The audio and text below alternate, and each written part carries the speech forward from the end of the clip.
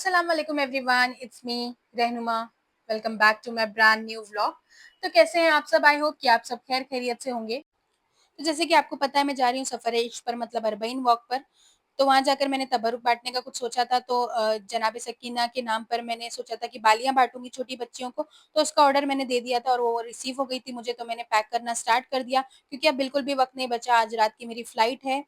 तो पहले मेरी फ्लाइट है हैदराबाद टू मुंबई, और फिर 13 सफ़र को, मतलब 8 अगस्त को मेरी 11:30 बजे की नजफ़ के लिए मुंबई से फ़्लाइट है।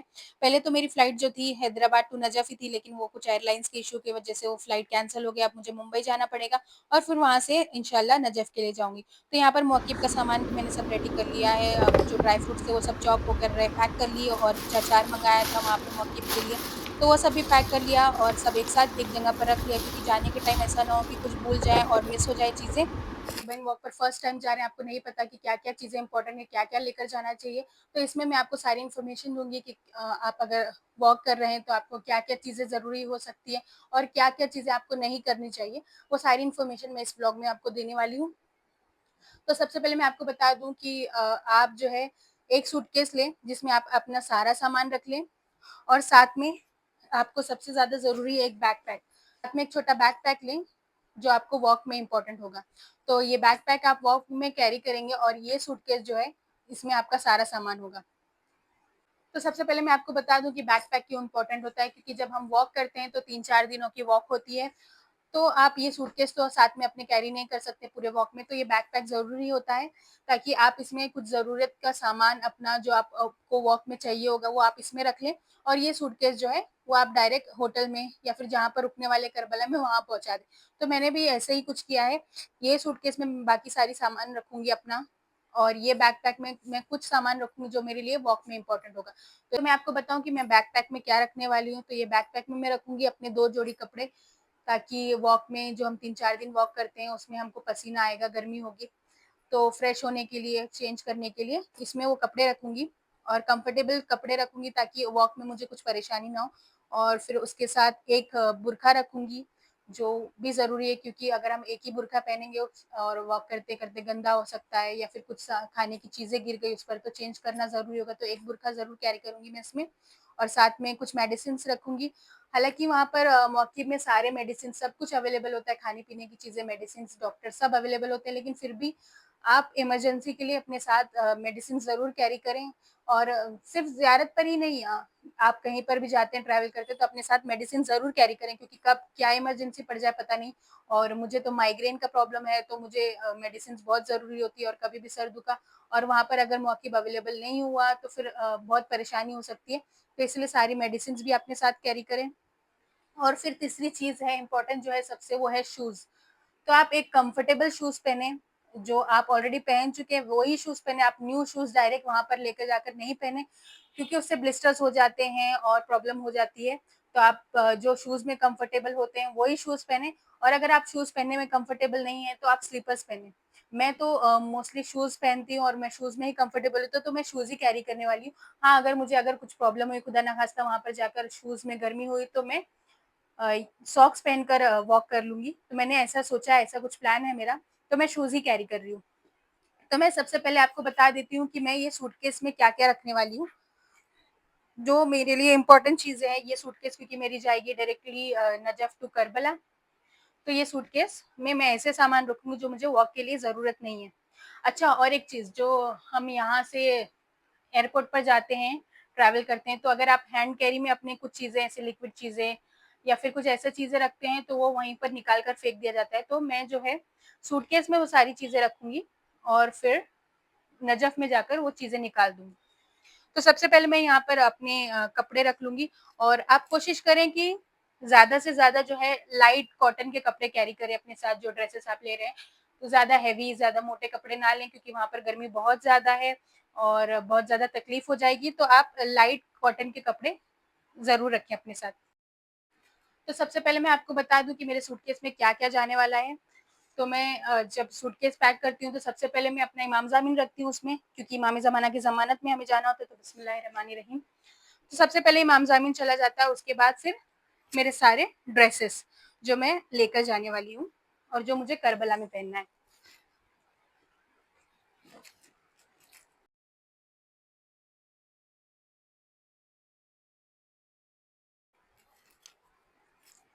अच्छा, तो मैंने कपड़े रख लिए और कपड़ों के साथ-साथ जो है मैंने 3-4 बुर्के भी रखे हैं, क्योंकि हमें जब जाना होता है हरम में, तो हमें पाक-साफ होकर जाना होता है। तो जो हम वॉक में पहनते हैं, वो सेम तो नहीं पहन सकते हरम जाने के टाइम, क्योंकि वो गंदा हो जाता है। हाँ, अगर आपको पॉसिबल हो धोना, आप वॉश कर सकते हैं, तो वहाँ पर कोशिश करें कि आप वॉश कर लें।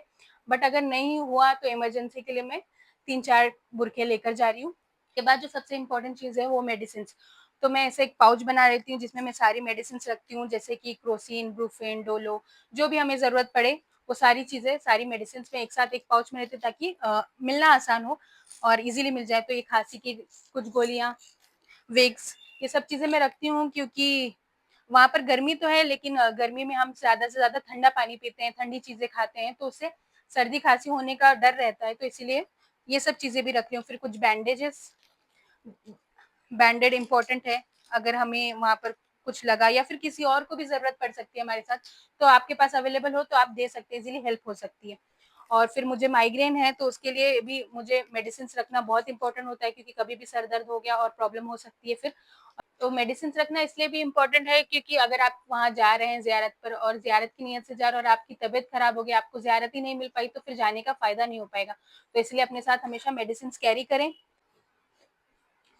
उसके बाद जो मेरे लिए सबसे इम्पोर्टेंट चीज़ है वो है कैप्स, स्लीव्स, सॉक्स, ये सब चीज़ें भी लेडीज़ के लिए कैरी करना ज़रूरी होता है, क्योंकि वहाँ पर हिजाब का बहुत ज़्यादा ख़्याल करना है।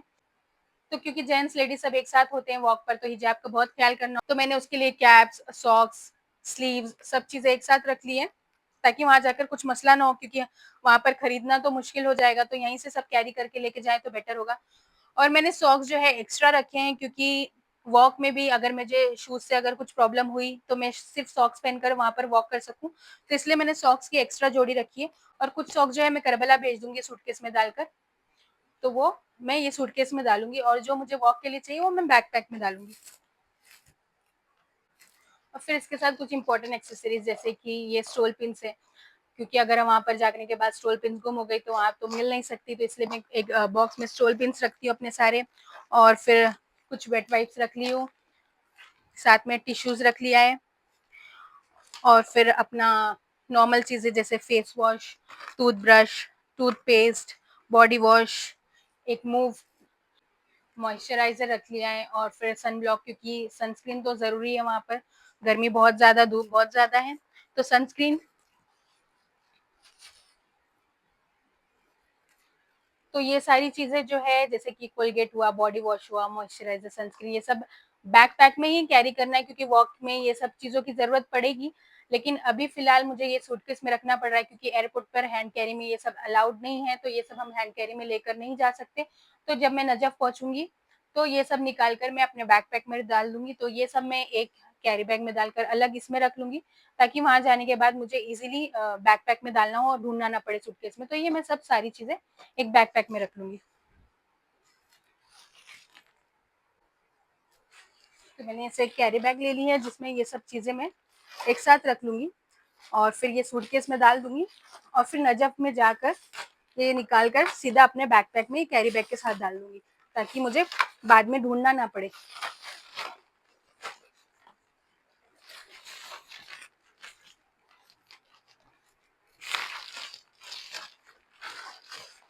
तो ये मेरा बैग भी ये रेडी हो चुका है।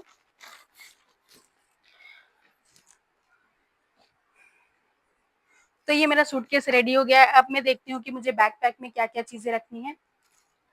तो इसको हम कर लेते हैं बंद।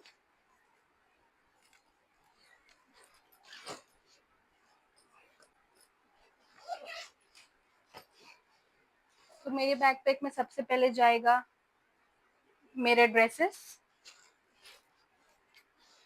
जो मुझे वहाँ पर चेंज करने हैं, और फिर एक और फिर एक अबाया, जो वहाँ पर इम्पोर्टेंट होगा मुझे वॉक के लिए, और साथ में कुछ हैंकरचिफ, मेरे सॉक्स,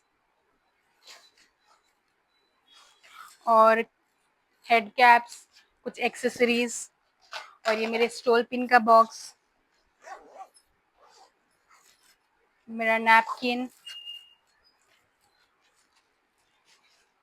और जो मैंने तबरुक के लिए बालियाँ पैक की है, वो बालियाँ भी मैं बैकपैक में रखूँगी क्योंकि मुझे ये वॉक में बाँटना है, तो मैं बैकपैक में रखूँगी क्योंकि बैकपैक मैं वॉक में कैरी करने वाली हूँ। उसके साथ-साथ 2 स्टोल्स भी मैं रख लूँगी।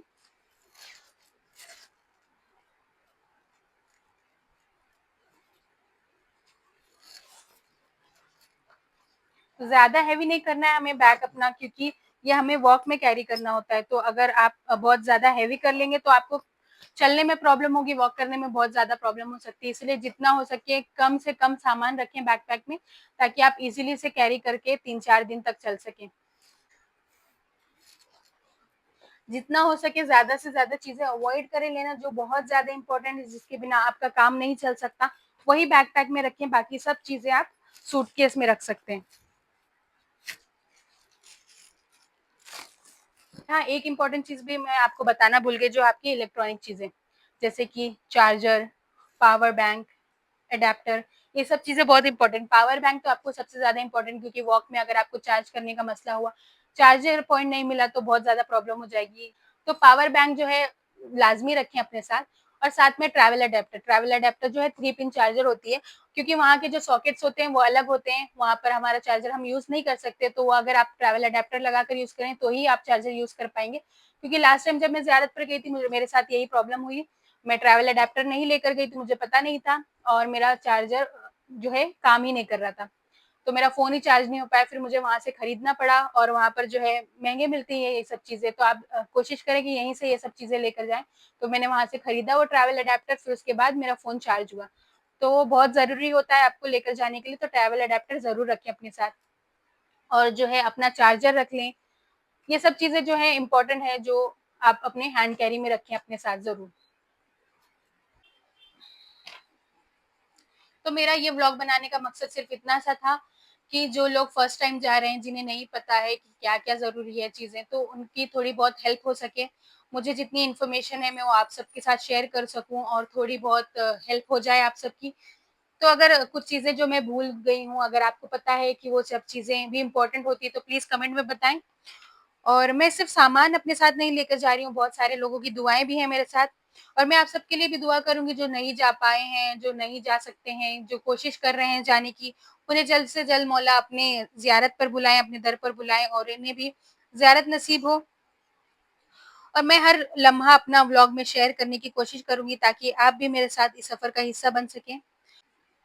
तो अगर आपको ये व्लॉग पसंद आया तो प्लीज़ लाइक करें और शेयर करें, ताकि लोगों को भी हेल्प हो जाए, थोड़ी बहुत इन्फॉर्मेशन जो मेरे पास है वो लोगों तक भी पहुँच जाए।